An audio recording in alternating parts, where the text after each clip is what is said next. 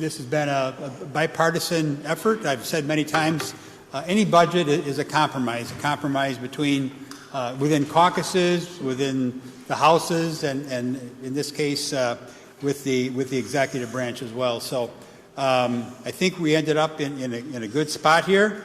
We're funding the priorities of the state. So elections matter. I'm glad that we were able to make a disaster, terrible budget that I believe would have happened if the Republicans had all voted on it. I'm glad we were able to make it a little bit better. This is still not a budget that I wish that we were voting on today. I wish we were voting for fully funding our K-12 schools, our higher education, for child care, everything else that we hold near and dear to our heart. You know, we started this budget process what seems like literally dog years ago.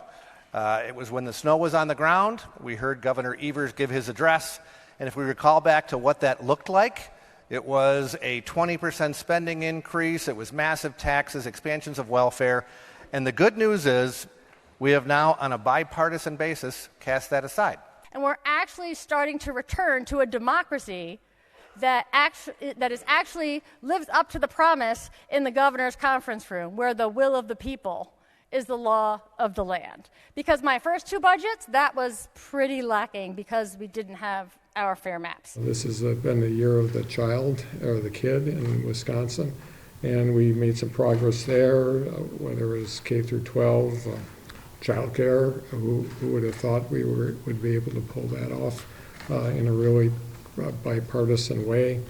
University of Wisconsin, we went from a negative of lots of money to a positive $250 million. And so,